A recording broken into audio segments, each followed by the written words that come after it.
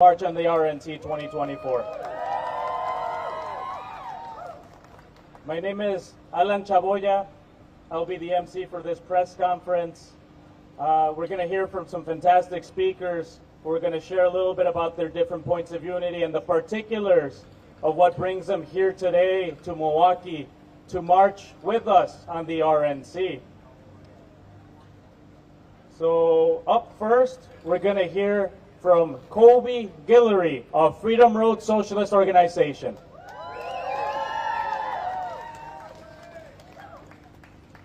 The people united will never be defeated! The people united will never be defeated! El pueblo unido jamás será vencido! El pueblo unido jamás será vencido! Good morning, everybody. My name is Kobe Guillory.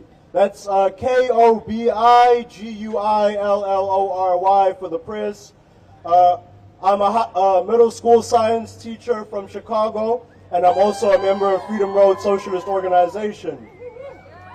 I came here to loudly and proudly oppose the racist and bigoted agenda of the Republican Party.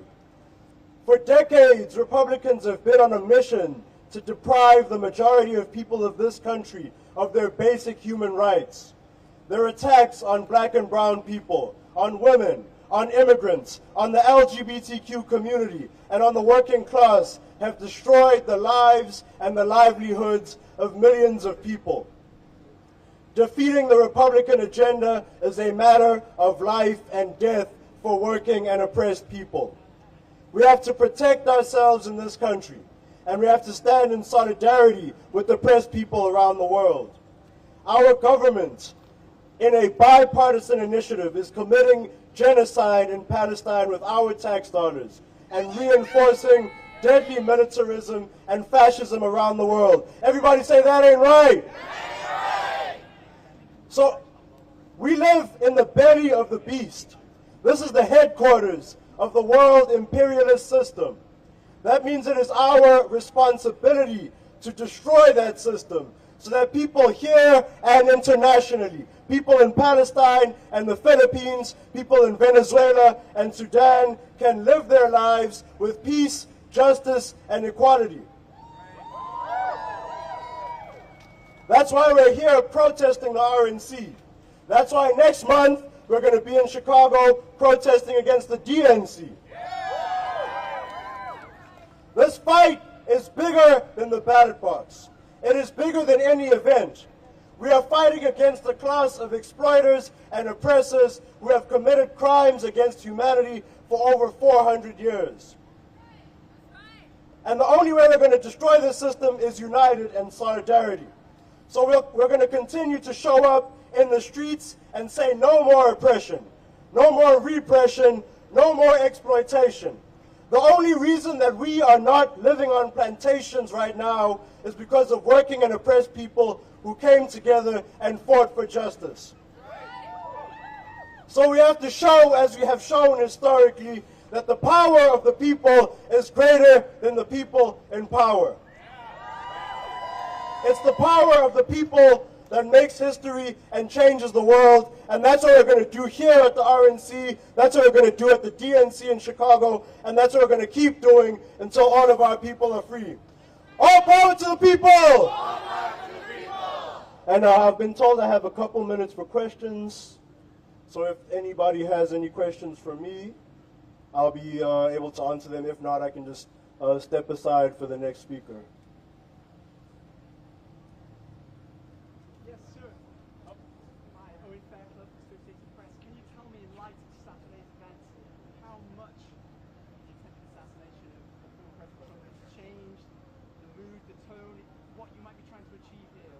So his question was something about what happened on Saturday. That's not relevant to our plans. What we are doing here is bigger than that, and we know how to keep each other safe. We've had these plans for years. We know what we're doing. We are very experienced at protesting. We're very experienced at fighting the power. We're having a family-friendly demonstration here, and what happened on Saturday doesn't change our plans at all. So I'll pass it back to Adam if there's no more questions. Thank you. Thank you so much, Kobe, Freedom Road Socialist Organization. Up next, we're going to hear from a representative of the students movement. That is, we're going to hear from Victoria Hinckley with Students for a Democratic Society. Please welcome Victoria. When I say student, you say power. Student! Power. Student! Power. Student! Power. Hello, everyone. My name is Victoria Hinckley. That's Victoria. Last name Hinckley, Hinkley. As I said, I'm a representative from Students for a Democratic Society. I'm a proud member. I've been a member for about 3 years. This year, we marched on the RNC to stand against the attacks on women's and reproductive rights, on Black and Chicano folks, on LGBTQ folks that are pushed by the Republican agenda. Since the overturning of Roe v. Wade in 2022, we've seen countless attacks on reproductive rights, with SCS mobilizing against them each time. The Dobbs decision was a direct result of Trump's presidency. In fact, he takes pride in this. Shame! Shame! Women and students around the country have been suffering since the Dobbs decision, and SCS is dedicated to fighting for abortion and reproductive rights until it is readily available for every person in America. These attacks on reproductive rights, reproductive freedom, and abortion access are harshly felt, especially in the South, in states like Florida and Texas, with the emergence of anti-abortion bills banning abortion within the first few weeks of pregnancy. Shame!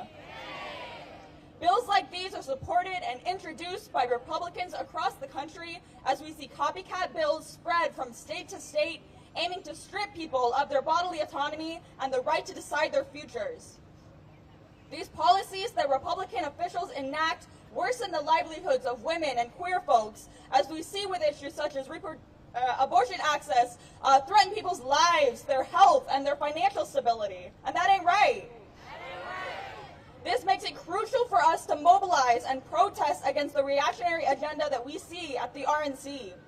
National Students for a Democratic Society demands safe, legalized, and accessible abortion and reproductive freedom for all.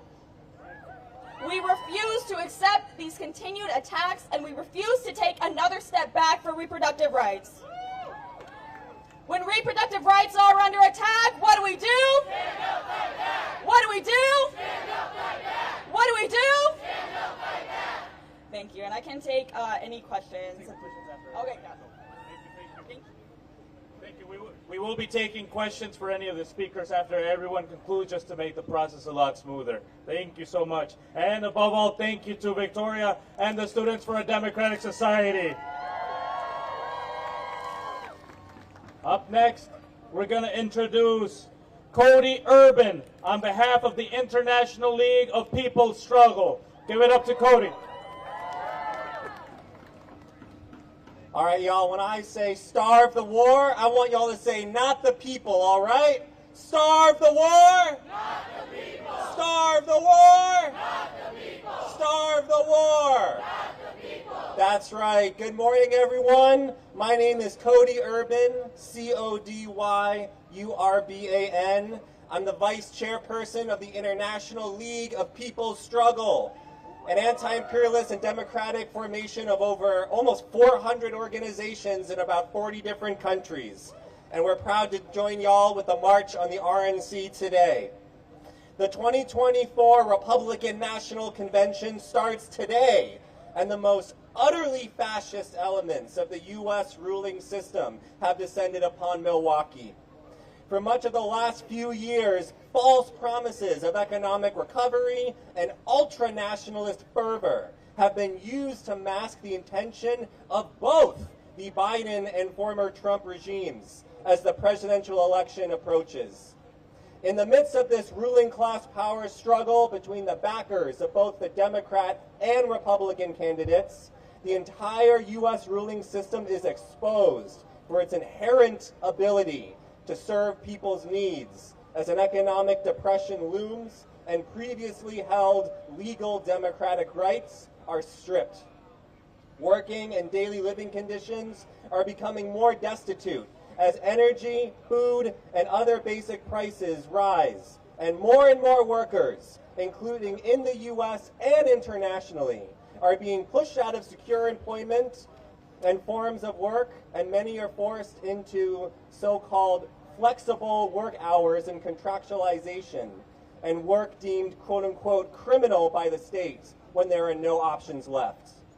Attacks on women and their right to reproductive health care are on the rise. LGBTQ plus folks are facing a wave of violence and repressive laws passed to push them back into the shadows of decades past. Migrants and all people of color are met with xenophobia and racism that fuels waves of mass shootings across the country. The Republicans lead proudly with these policies at the forefront, while the Democrats pay lip service for campaign contributions. Both are to blame. War and militarism are the only options left that the U.S. has to defend its corporate class interests and keep the people from rising up. Indeed, we have two of the largest war criminals fighting over control of the world's largest military.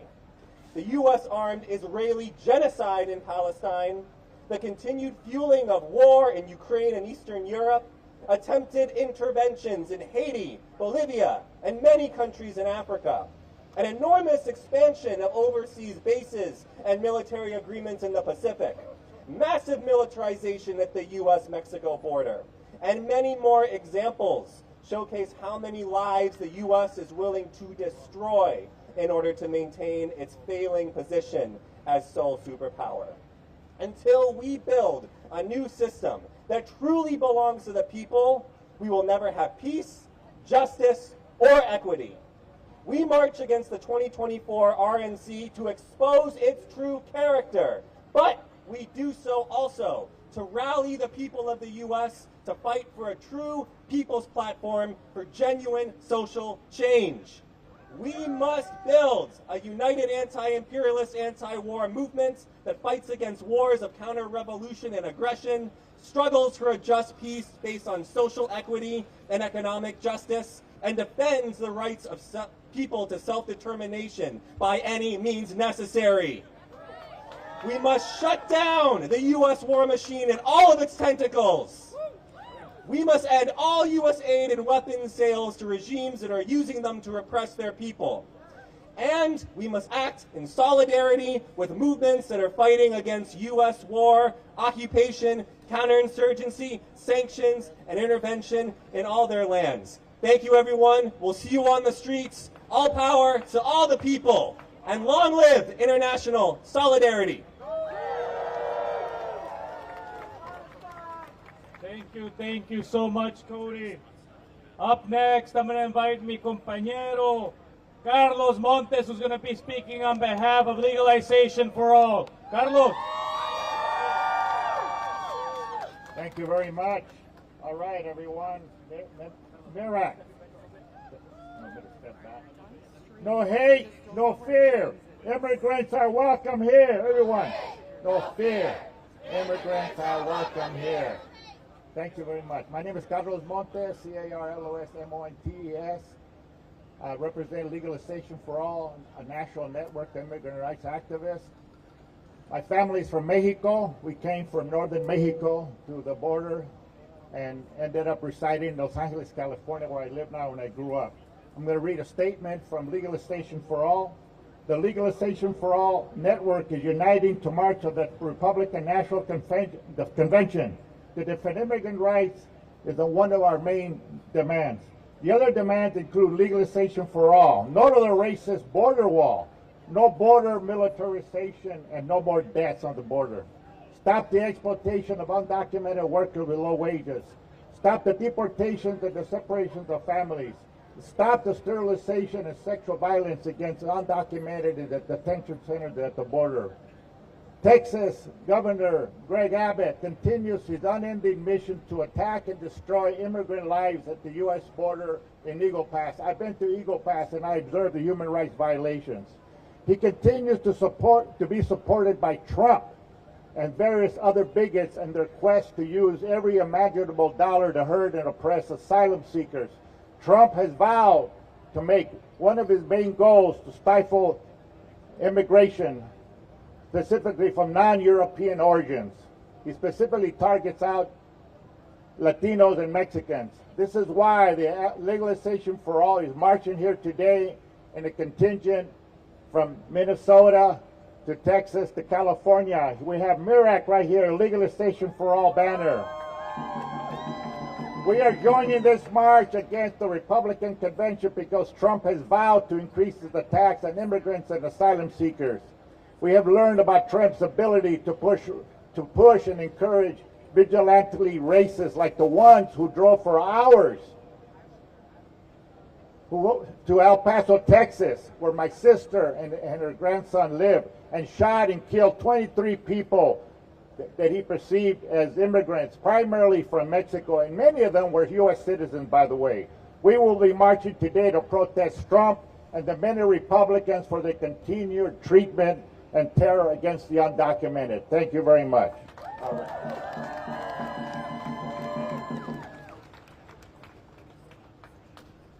Thank you so much, Carlos. Continuing the theme around justice for immigrants, it gives me great pleasure to introduce Christine Newman Ortiz with Voces de la Frontera.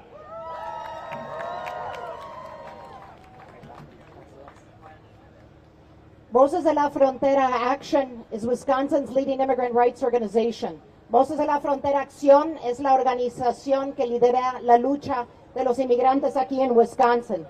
Y estamos participando hoy en esta marcha para condenar la violencia política y también el esfuerzo de asesinar cualquier líder político, mientras nuestro corazón se parte para las personas y las familias que murieron y que también fueron lastimados el sábado. We march here today to also condemn political violence and the attempted assassination of any political leader. We grieve for the families of those who died and were injured on Saturday.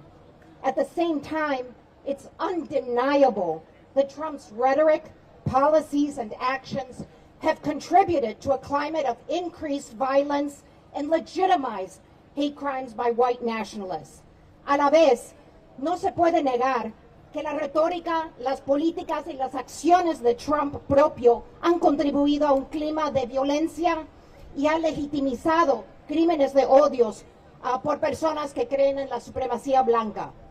And let's not forget that Trump led the assault at the Capitol, resulting in 6 deaths, and demanded the hanging of Vice President Pence, or brought the white supremacist and armed Proud Boys into the political mainstream, or opposed common sense gun control. También no podemos olvidar que Trump lideró un esfuerzo en el Capitolio de golpe de Estado que resultó en 6 muertes y exigió que cuelguen a su vicepresidente.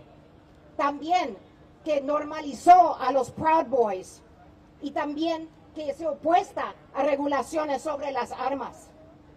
His hateful and dehumanizing rhetoric against immigrants and calls for mass expulsion have led to an increase in hate crimes against people of color and immigrants.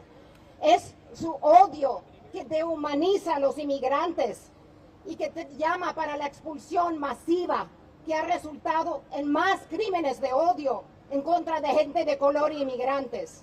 Tragedies like those here in Milwaukee, with the fatal shooting of Hmong parents and a Puerto Rican father by a neighbor in their apartment complex in front of their children, saying, "You have to go."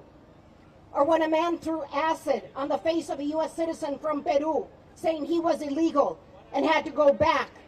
Or nationally, with the deadliest attack on Latinos in modern history in El Paso, when a white nationalist carried out a mass shooting, killing 23 Latinos. Tragedias, como aquí en Milwaukee, con la matanza de padres Hmong y un padre puertorriqueño enfrente de sus hijos, cuando vivían en un apartamento y uno de sus vecinos los mató, diciendo, "Tienes que irte." O cuando un hombre tiró ácido en la cara de un peruano ciudadano, también diciéndole que era ilegal y tenía que regresar. O lo que pasó en El Paso, con la matanza más grande de latinos en la historia moderna, resultando en 23 latinos muertos. The GOP's embrace of a xenophobic and violent platform includes the pledge to carry out the largest deportations in the U.S. history, the use of military force on the southern border against asylum seekers that would contribute to more vigilantism and human rights abuses. El hecho que los republicanos apoyan una plataforma antimigrante de violencia que incluye una promesa de las deportaciones más grandes en la historia de los Estados Unidos, el uso de las fuerzas militares en la frontera en contra de gente buscando asilo, va a contribuir a más vigilancia, a más violaciones y de abusos de derechos humanos. It would also include an end of our family-based immigration system and renewed attacks on funding for so-called sanctuary cities or states. También incluye la eliminación del sistema de inmigración de petición familiar y nuevos ataques en contra de lo que nombran ciudades o estados santuarios. But because we lived through a prior administration of Trump, we say we will never go back to family separations where children are taken from their parents and deported with the purpose of creating trauma and endangering their lives. Pero como nosotros hemos vivido debajo de una administración Trump anteriormente, podemos decir que nunca más vamos a regresar a políticas de separación familiar donde les quitan niños de sus padres en centros de detención y los deportan con la intención de causar trauma y poner en peligro sus vidas. In 2018, we lived through the largest raids in our state's history in the last 20 years in a failed attempt to intimidate families before a key governor's race. En el 2018 vivimos a través de una de las redadas más grandes en los últimos 20 años, en un esfuerzo que fracasó de tratar de intimidar a nuestras familias a salir para las elecciones claves de gobernador. People of all races and religions rose up with mass protests to condemn family separation policies. Gente de toda raza y religión se unió con protestas masivas para condenar separación de familias. In 2018 in Milwaukee, we organized a 60,000-strong Day Without Latinos and Immigrants general strike in March to end 287G and force the resignation of Sheriff Clark, and we won. We passed sanctuary policies to protect our communities and families, and we asserted our values as a welcoming city and state. We marched today to say that we are not afraid of those that demonize us and promote hate and violence and division. We stand united and firm for justice and human rights. And we are proud that in 2020, we also contributed to defeat of Trump and his MAGA politics, and we will do so again in 2024. Sí se puede. Sí se puede, sí se puede. Sí se puede, sí se puede. Claro que sí, gracias. Thank you, Christine. Up next, it is my pleasure to welcome Hatem Abudaye with the U.S. Palestinian Network. Hatem.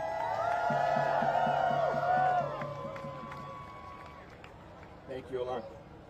Hatem Abudaye, excuse me, I'm the national chair of the United States Palestinian Community Network, and I'm a spokesperson for the Coalition to March on the DNC.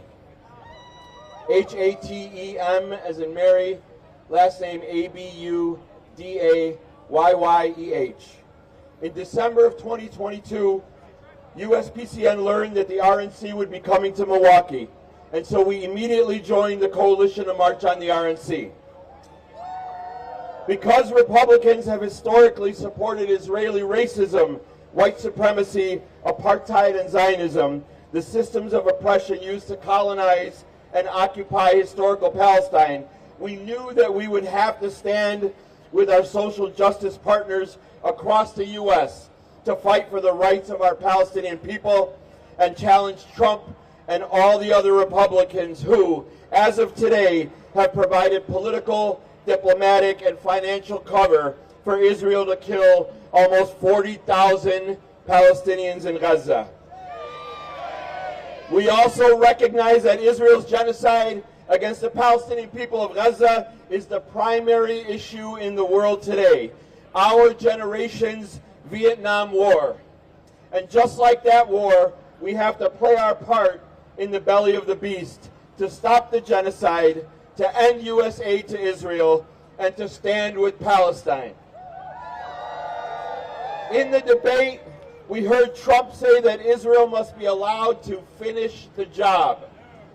We know what that means, that Trump not only supports the genocide, he wants to intensify it, to kill more and more Palestinians. But Trump in Milwaukee this week and genocide Joe Biden in Chicago next month shouldn't forget that the vast majority of the world stands with Palestine and its right to self-defense and resistance in Gaza. That the Palestinians and the Lebanese and the Yemenis and hundreds of millions of other Arabs in the region will continue to resist and ultimately defeat the U.S. and Israeli war machines. And that people in the United States want money for health care and education and child care and jobs and immigration, not occupation. USPCN's chapter in Milwaukee participated last month in the Juneteenth celebrations here, joining 200,000 people to commemorate and honor the rebellions of enslaved black people who fought for and ultimately won their freedom.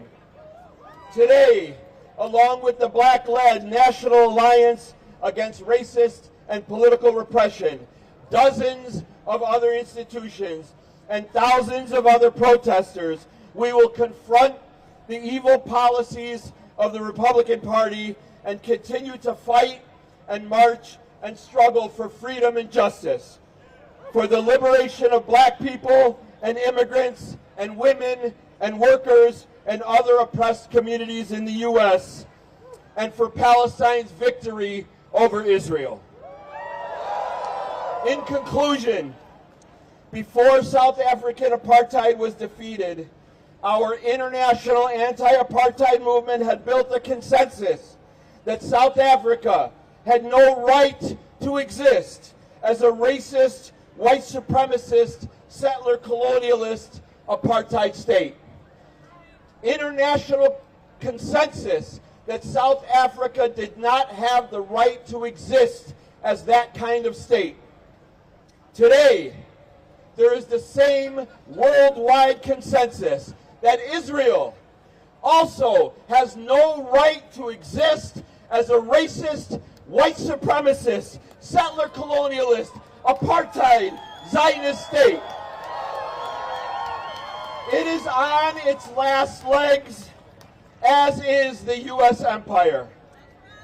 And once we're done here this week in Milwaukee, we'll move south to Chicago and do the same with tens of thousands of protesters in August, telling Genocide Joe, Killer Kamala, Baneful Blinken, and their cabal of top Democrats that from the river to the sea, Palestine will be free. From the river to the sea. Palestine will be free. Thank you.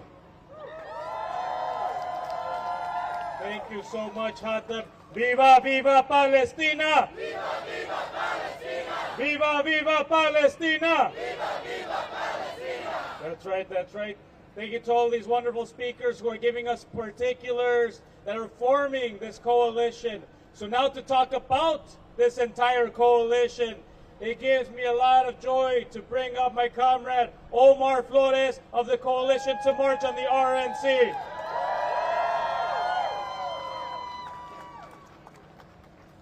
Hello everyone, as mentioned, my name is Omar Flores. I am the co-chair of the Coalition to March on the RNC. Thank you to all of the organizations and community members who are out today to join us in the culmination of 2 years of organizing.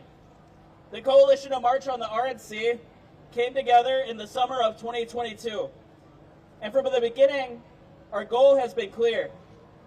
In the first press release we ever put out, announcing the coalition's formation, I was quoted, "We welcome every opportunity to rally the masses of people across the country in opposition to the Republicans and their racist, sexist, bigoted, anti-worker agenda." And this is still true. 2 years later, we have over 120 organizations in the coalition and 5 well-defined points of unity.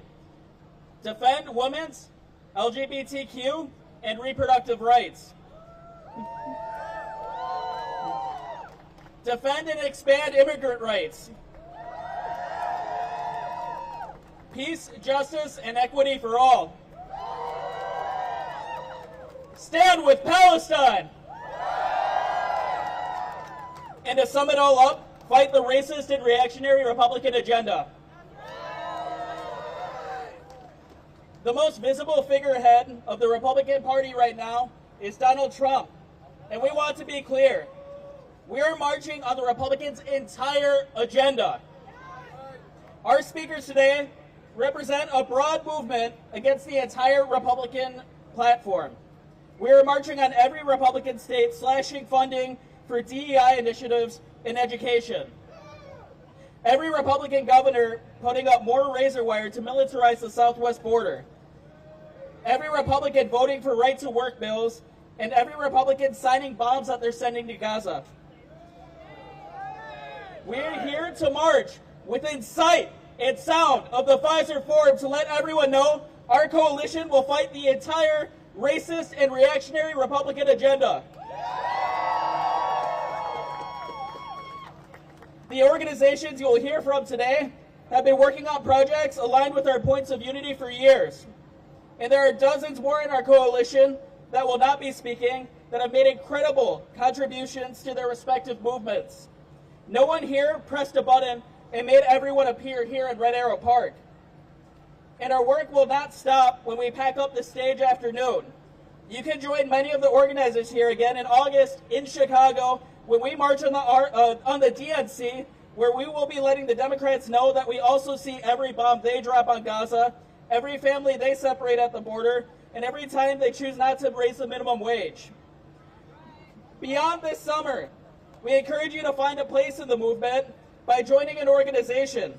Listen to the speeches today, get on an email list, or follow an organization on social media, and go to events. The work of fighting back the RNC might end soon, but the work of getting our demands back is just the beginning. We look forward to a safe, family-friendly march today, and look forward to every delegate and politician in the Pfizer Forum hearing our message. Thank you.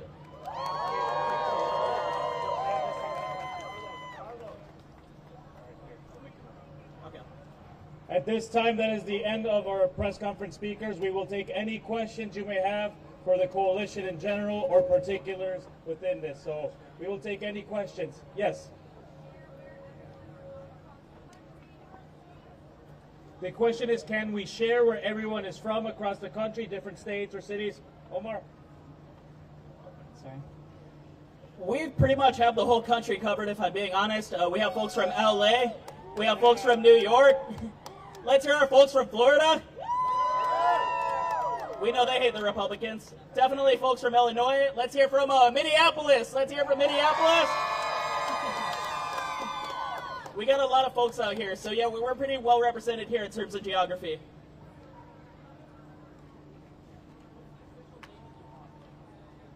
We are the Coalition to March on the RNC. To march on the RNC. Yeah.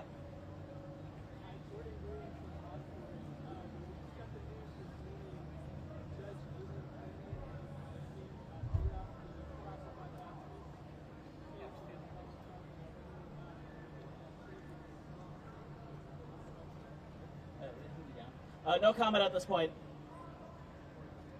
Question for Omar Flores. What do you expect to come out of today as a result? And when you're moving on, like what seeds are you planting today? What we're planting is that we are the face of the real opposition against the Republicans. The Democrats have only been in opposition in words, so we plan to be the opposition in action. Isaiah?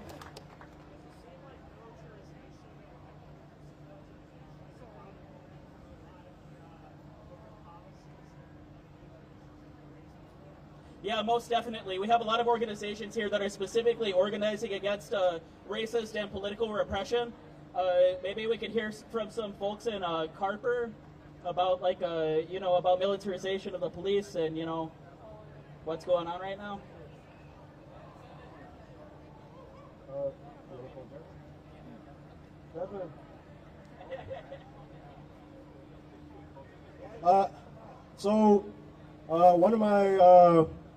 One of my comrades from the Chicago Alliance Against Racist and Political Repression, just welcome up Jasmine Smith. She's going to talk about the militarization of the police.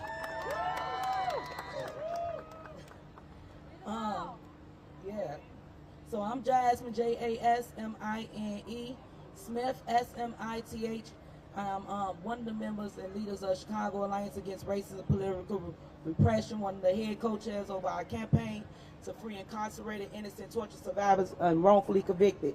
So in Chicago, we're fighting against police crimes. We're fighting against police and dirty detectives that have kidnapped, wrongfully put bad cases and wrongfully convicted our loved ones. Like 2 of my loved ones have been gone now 14 years and 17 years due to cops coercing, torturing witnesses to make false statements and testimonies against them. Now, Chicago is the #1 capital in the world of wrongful convictions. They didn't get that name by mistake. And that's clear. We have freed over hundreds of men thus far for being wrongfully convicted by the hands of police that's supposed to protect our communities, but instead they are abusing their titles and they're using their strengths and by the numbers of the code of silence of forcing people to make false confessions and beating some of these survivors into false confessions against themselves so they can wrongfully convict them and put them in the godforsaken slave ships that they call prisons. There's nothing correctional about them. We have the police being protected for centuries now by these powers that be, the Democrats, the Republicans. No police around the globe is being held accountable for their actions. People being wrongfully convicted should be a crime. Judges and state's attorneys that have a role in freeing these innocent people and that's overhearing these cases should be held accountable because the evidence is clear on all cases that these men and women are innocent. But yet we have to fight tirelessly to prove that they've been unjust, that they didn't give the due process that they were supposed to be getting by the courts to give them the justice that they deserve, and they're being protected by political powers, the Republican side and the Democrats, to continue to get away with their crimes. So we say enough is enough, and every day we fight for change.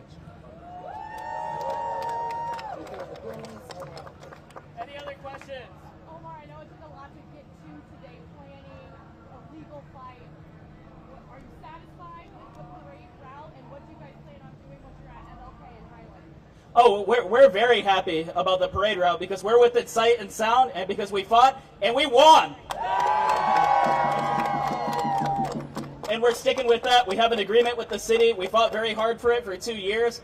We are a little salty. It was so last minute, but we're happy that it got through and that we're going to be able to march unimpeded. What's the plan once you're at the closest two Pfizers at MLK and Highland? We're going to be stopping there to hear from a few speakers. Yes.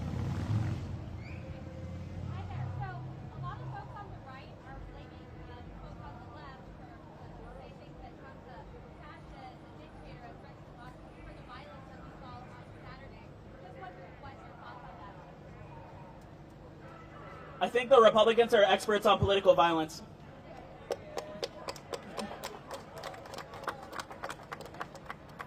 Any other questions? Thank you, everyone. That concludes the press conference. We will begin in about 5 minutes hearing from welcoming speeches. So in about 5 minutes, we'll start with the welcoming remarks. Thank you to the members of the press for today's press conference.